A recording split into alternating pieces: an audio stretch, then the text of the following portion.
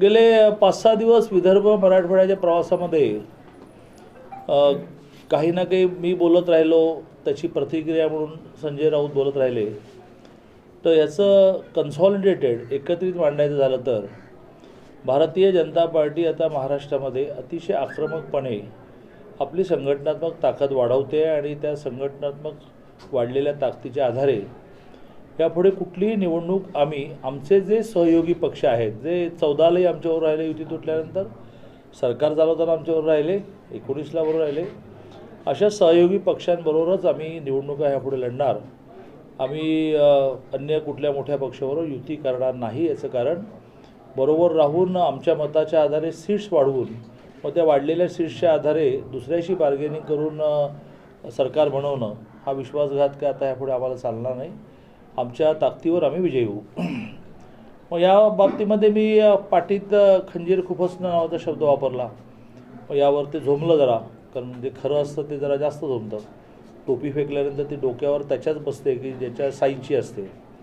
आणि त्यामुळे राऊतांनी असं म्हटलं की बा आम्ही पाठीत खंजीर खुपसत नाही, आम्ही कोथळा काढतो वगैरे वगैरे. मी काल उद्धवजींना आवाहन केलं आहे आणि कार्यकर्त्यांना पण आवाहन करतो की ह्याविरुद्ध पोलीस स्टेशन्सना कंप्लेंट सुरू करा की जर राणेसाहेबांनी एक थोबाडीत मारली असती, या वाक्यावर त्यांची अटक होते केंद्रीय मंत्री असताना, केंद्रीय कॅबिनेट मंत्री असताना, तर आम्ही तर पाठीत खंजीर खुपसत नाही, कोथळाच काढतो, हे वाक्य तर फार भयंकर आहे आणि यावर उद्धवजींनी ॲक्शन घेतली पाहिजे असं मला वाटतं.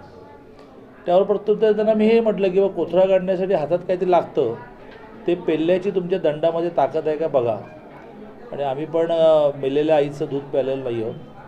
हम किसी को टोकेंगे नहीं, यदि किसी ने टोका तो छोडेंगे भी नहीं. मला असं वाटतं की यावर त्यांनी आता फार न बोलता त्यांनी त्यांचं काम करावं, आम्ही आमचं काम करावं. आम्ही जर हे म्हणतो किंवा आमचा विश्वासघात झाला तर आमचा विश्वासघात झाला आहे आम्ही म्हणायचं नाही. आम्ही जर हे म्हणतो की आमच्या ताकदीवर आम्ही लढणार आहोत तर आम्ही म्हणायचं नाही आमच्या ताकदीवर आम्ही लढणार आहोत. आम्ही जर हे म्हणतो किंवा विश्वासघात होतो त्यामुळे आम्हाला यापुढे कोणाला बरोबर घ्यायचं नाही तर आम्ही म्हणायचं नाही. काय चाललं आहे काय पण, म्हणजे तुम्ही देणार का रोज स्क्रिप्ट आम्हाला काय म्हणायचं आम्ही ते? एक स्क्रिप्ट तुमची सकाळी असते की जी स्क्रिप्ट तुम्ही दिवसभर चालवता, मग तुम्ही मला पण देणार काय स्क्रिप्ट मी काय म्हणायचं ते? हे न कळणार आहे. राजू शेट्टीजींच्या बाबतीत आत्ता कळलं की त्यांनी पंचगंगा परिक्रमा जी सुरू केली आहे त्याच्यामध्ये ते आणि त्यांचे कार्यकर्ते आक्रमक झालेले. का आक्रमक होऊ नये? तुम्ही जी म्हणजे पंचनामे कालही जयंतराव पाटील, मी पण होतो याच्यामध्ये संभाजीनगरला आणि ते पण होते, खाली ते म्हणालेत की पंचनामे पूर्ण झाल्यानंतर मदत देऊ. माननीय देवेंद्रजींनी या लॉजिकने पंचनाम्याशिवाय मदत दिली की अरे बाबा पंचनामे करायला शिल्लक काय उरला आहे. त्यावेळेला 15-15 दिवस गावं आणि शेतं पाणीखाली होती, आता 8-8 दिवस होती. आता तुम्ही पंचनामे करणार आणि पंचनामे केले देणार. जसं तुम्ही कोरोनाची मदत ही घोषित केली अजून मिळालेली नाही. मुळात एका बैठकीत मलाही बोलवलं, आश्चर्य म्हणजे मला बोलवलं होतं. अदरवाईज सर्वपक्षीय बैठक बोलवायची, ते बोलवले तर देवेंद्रजींना बोलवायचं, पण मला बोलवलं होतं. तर मी ही सूचना मांडली किंवा तुम्ही लॉकडाऊन वाढवणार असाल तर आमचा तुम्हाला सपोर्ट आहे, पण लॉकडाऊनच्या काळात त्यांनी खायचं काय त्याची व्यवस्था करा. मग त्यावर 8-15 दिवसांनी अजितदादांनी पॅकेज घोषित केलं. 1500 रुपये रिक्षावाले, 500 रुपये घरकाम करणारी ताई, त्याचा काय अजून काय पत्ता नाही. मी असं म्हटलं होतं की ते पहिलं पॅकेज द्या आणि मग लॉकडाऊन करा ना बाबा. आणि त्यामुळे राजू शेट्टीजी तर वाढवून मागतायत, ते लांब जे आहे ते सुद्धा द्यायला तुम्ही टाळाटाळ करताय, अमानवीय आहे. आणि त्यामुळे राजू शेट्टीजींचा जो स्वभाव आहे त्यांना ते अन्याय सहन करत नाहीत, त्याप्रमाणे त्यांचं चाललं. आता तुम्ही काँग्रेसशी तुला प्रश्नच येत नाही, पण याआधी शिवसेनेबरोबर आपली युती होती, राष्ट्रवादी बरोबर काही दिवस कासेना होती आणि मनसेच्या बरोबर युतीची एक चर्चा सुरू आहे. त्यामुळे हे तिन्ही पक्षांना लागू होतं की मनसे, राष्ट्रवादी आणि शिवसेना या तीनही मोठ्या पक्षांशी आता आगामी काळात आमचं पहिलं म्हणणं ज्यांनी विश्वासघात केला त्यांच्या संबंधी आहे. राष्ट्रवादीने काय आमच्याबरोबर विश्वासघात नाही केला. आमच्या मताबरोबर त्यांनी, म्हणजे मग राष्ट्रवादीची युती करण्याचा विषय नाही आहे. आमचं म्हणणं जे आहे ते प्रामुख्याने शिवसेनेसंबंधी आहे आणि प्रामुख्याने संजय राऊतांसंबंधी आहे. 14ला सुद्धा त्यांनी, संजय राऊतांनी हा प्रयत्न केला किंवा सरकार फॉर्म करताना काँग्रेस, राष्ट्रवादी आणि शिवसेना, ते पृथ्वीराज चव्हाणांनीच म्हटलं. तर माझं, मी तसं सामान्य माणूस आहे, माझ्याबद्दल अविश्वास तुम्ही दाखवा, पण पृथ्वीराज चव्हाणांनी म्हटलं की हा प्रयत्न 14लाही झाला आणि तो जगजाहीर आहे. मग 14 ते 19 तुम्ही हाच प्रयत्न केला की कसं हे सरकार टिकणार नाही. आपल्याला आठवत असेल मेहताजी, तुम्ही सिनियर आहात, तर एका बजेटच्या वेळेला जवळजवळ कॉम्बिनेशन पूर्ण झालं आणि ठरलं असं की बजेट होऊ देणार नाही. आम्ही काही कच्च्या गुरुची शैली नाही ना. देवेंद्र मला म्हणाले की शाम को घर में खाना लगाओ, आणि जेवढ्याला माझ्याकडे 148 जण आले. हां, ना काँग्रेस ना राष्ट्रवादी शिवसेना, त्या व्यतिरिक्त आम्ही 148 जण एकत्र आणले. दुर्दैवाने ह्यावेळेला काय झालं की मोडकी तोडकी टोटल काम आहे ना 144 क्रॉस आहे. त्यामुळे 5 वर्षात काय त्यांना 144 टोटल करता आली नाही, ते त्याने आत्ता केले. आणि हे करण्याचे शिल्पकार संजय राऊत आहे. ते मला आणि माझा अधिकार नाही आहे, परंतु शेवटी उद्धवजींच्याबद्दल असणारं प्रेम आणि इतके वर्ष बरोबर काम करण्यामुळे हे शरद पवारांसाठी संजय राऊत काम करतात. आणि त्यात उद्धवजींना हे लक्षात येत नाही आहे की यातल्या सगळ्या गोष्टी ज्या आहेत ते BJP शिवसेनेला एकमेकापासून दूर नेणार आहे. BJP एक मोठा पक्ष आहे, फरक पडत नाही. राष्ट्रवादी एक एक पंचायत समिती यांची खाते. खेडची पंचायत समिती खाल्ली, तिकडे पारण्याची पंचायत समिती खाल्ली, यांच्या कार्यकर्त्यांना अट्रॅक्शन दाखवून राष्ट्रवादीबरोबर आणते आहे. ह्या सरकारचा राष्ट्रवादी स्वतःची पार्टी मजबूत करण्यासाठी प्रयत्न करते आहे. काँग्रेस तर महाराष्ट्रामध्ये नक्की बराबरच झालेली आहे. शिवसेना जी होती ती हे खाऊन टाकतात त्यात. आणि हे सगळं करण्यामध्ये आगे बढो हम है पीछे असं संजय राऊत करतात. संजय राऊत असे म्हणाले की 3 पक्ष गुन्हा दाखल करण्यात आलेला आहे. आणि मग म्हटलं ना की अक्षरशः सत्तेचा प्रचंड दुरुपयोग चाललेला आहे. अरे काय मंत्रिमंडळ आहे, एका राज्याचं गृहमंत्री असणाऱ्या माणसाला लुकआउटची नोटीस. लुकआउट म्हणजे काय, तर माझ्या ग्रामीण भाषेचं म्हणायचं तर फरार घोषित करणे. लुकआउट हा जरा चांगला शब्द. फरार घोषित करणे, दिसताक्षणी अटक करा एक मंत्री. हां, दुसरा मंत्री पूजा चव्हाणच्या विषयामध्ये राजीनामा देऊन घरी. तिसरा मंत्री करुणा मुंडे विषयामध्ये मान खाली घालतोय, राजीनामा द्यायला तयार नाही. चौथ्या मंत्र्यावर ईडी लागलेली आहे. 5व्या मंत्र्या जे आहे ते ईडीच्या रांगेत उभा आहे. सहाव्याचा जो सगळं राज्य चालवतो मागे राहून त्याचा बंगला पाडला गेला. अरे काय मंत्रिमंडळ आहे का काय? दादा, तुम्ही म्हणाला होता की अनिल परबांच्या विरोधामध्ये आम्ही तक्रार करणार आहोत. ती नेमकी प्रोसेस कुठपर्यंत केली? पिंपरी चिंचवड पोलीस स्टेशनला अनिल परब आणि अजित पवारांच्या विरुद्ध कंप्लेंट लॉन्च केली. कंप्लेंट लॉन्च केल्यानंतर काही दिवस कार्यवाहीची वाट बघायची असते आणि मग न्याय मागायसाठी कोर्टात जायचं असतं. ती मुदत संपत आली आहे. मीनबाईल ज्यांनी त्याच्या आधी कंप्लेंट लॉन्च केली त्यांनी वाट पाहून हायकोर्टामध्ये 2 जणांनी रिट पिटिशन दाखल केली. ती सुनावणीला येईल आणि जो न्याय म्हणून अनिल देशमुखांच्या बाबतीत लोकांना मिळाला किंवा तुम्हाला तुमची CBI इन्क्वायरी लागणार, मग ती CBI लुकआउटपर्यंत आली, ते ज्या दोघांच्या बाबतीमध्ये होईल ना.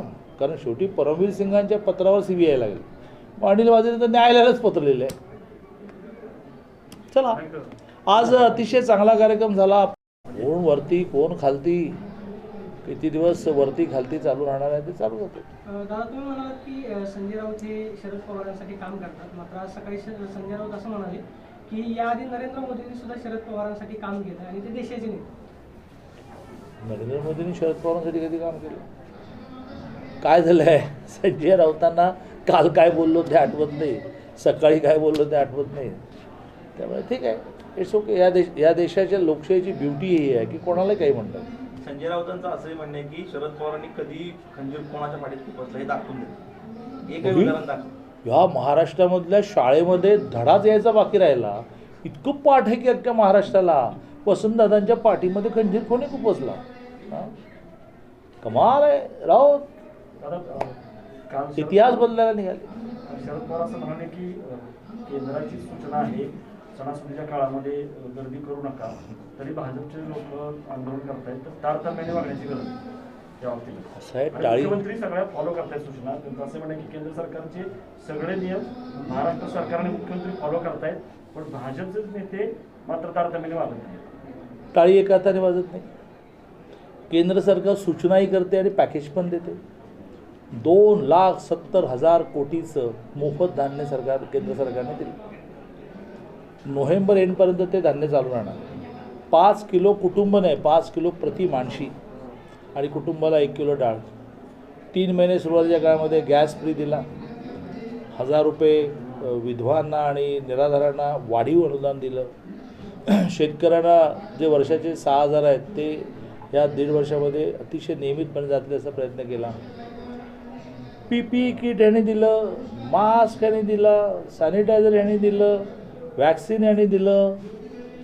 मग आता त्यांच्या सूचनांचा आम्हाला दाखवत आहे ना, तर ते जे करतात ते पण करा ना.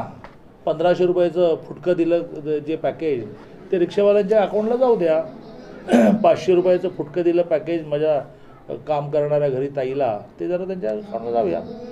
त्यामुळे तुम्ही लोकांना त्यांचं पोट भरण्यासाठी, त्यांचं मन भरण्यासाठी, मंदिर हे त्याच्या मन भरण्यासाठी आहे, त्यासाठी काही करणार नाही.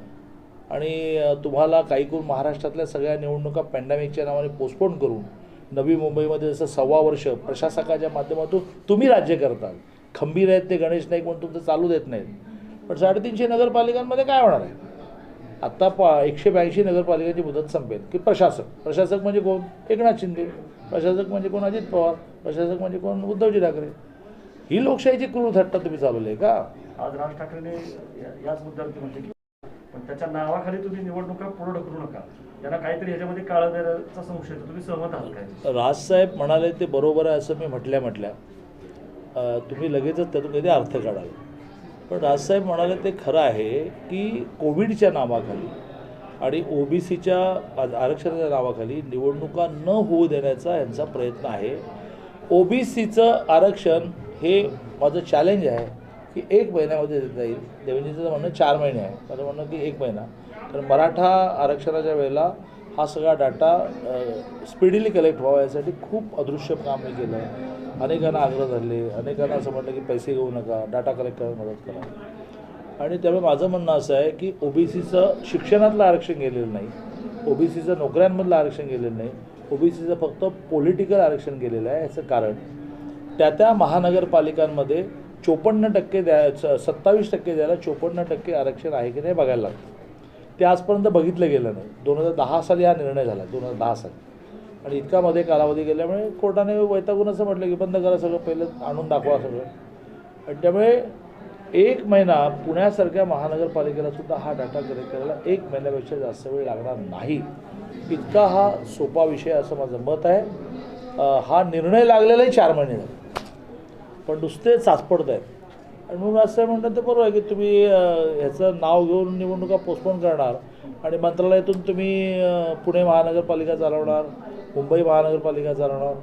मुंबई महानगरपालिकेच्या बाबतीमध्ये जावई शोध लावणार की मुंबई महानगरपालिका ॲक्टमध्ये अख्खी महानगरपालिका 2 वर्ष एक्सटेंड करता येते. अरे वा, सगळ्याच करून टाका ना. मग बाकीच्या ठिकाणी प्रशासक लावणार, मुंबई महानगरपालिका एक्सटेंड करणार. माहिती आहे तुम्हाला मुंबई महानगरपालिका हरणार आहात, तेव्हा तुम्ही पॅन्डेमिकच्या नावाने OBC आरक्षणाच्या नावाने ही पोस्टपोन करणार. कारण मुंबई ॲक्टमध्ये तशी प्रोव्हिजन आहे. आणि मग तुमचे आहेत ते नगरसेवक कंटिन्यू, आहे ती सत्ता कंटिन्यू. याला तुम्ही चॅलेंज करणार कोर्टामध्ये काय करणार असं जर केलं तर? नाही, बघूया काय काय घडतं बघू. यांचं काय कोर्टात टिकलं सांगा मला. यांनी आता 23 गावांच्या विकास आराखड्याचा घाट घातलेला आहे. बसलाच नाही फटकारा की बा पहिलं ते मंडळ फॉर्म करा, मग आता लावली निवडणूक. मग ती निवडणूक होईपर्यंत आता काय करता येणार नाही. ती लावली 1 नोव्हेंबरला. तुम्हाला जर एखादा विषय स्पीडीली करायचा असेल तुमचं स्पीड नीट मेंटेन करा ना तुम्ही. आणि त्यामुळे अत्यंत फसवणारं हे सरकार आहे. आणि मला असं वाटतं की आत्ता राजसाहेब बोलायला लागले, नक्की 19 महिन्यात थोडे ते पॅन्डेमिकमुळे बोलत नसतील. अण्णा हजारे आता बोलायला लागले, मंदिरं उघडले नाही तर मला रस्त्यावर उतरावं लागेल. अशा सगळ्या ताकदी आता रस्त्यावर उतरावं लागतील. त्याशिवाय ह्याचा जो खोटारडेपणा आहे तो संपणार नाही. पॅन्डेमिकमुळे आर्थिक दुरवस्था जी निर्माण झाली आहे त्याच्यामध्ये त्या घरातला काही खर्च आपण उचलायचा. त्याच्यामध्ये आता शाळा सुरू झाली की मुली आईबापांकडे आग्रह धरणार की ड्रेसचं कापड घ्या, एक पाठीमध्ये धपाटा मिळणार की कुठून पैसे आणायचे. त्यांना शिलाईसहित 20,000 मुलींपर्यंत बहुतेक आम्ही पोचू. घरोघर जाऊन आम्ही सर्वे करतो आहे आणि एक ड्रेसचं कापड विथ शिलाई आम्ही देणार आहोत. आज ह्या कार्यक्रमात मी आणखीन घोषित केलं की ह्या सगळ्या मुलींनी एक 4 ओळीचा निबंध आम्हाला लिहून द्यावा की बा मला तर शाळा सुरू झाल्यानंतर काय काय लागणार आहे. त्यातल्या परमेश्वरी कृपेने सगळंच देऊ शकू, पण मॅक्झिमम देण्याचा आम्ही प्रयत्न करणार आहोत. त्यातून त्या कुटुंबामध्ये मनी सेव्ह इज मनी अर्न, म्हणजे ते पैसे त्यांचे वाचले म्हणजे ते कमवल्यासारखेच आहेत. मनी सेव्ह इज मनी अर्न करण्याचा प्रयत्न चालला.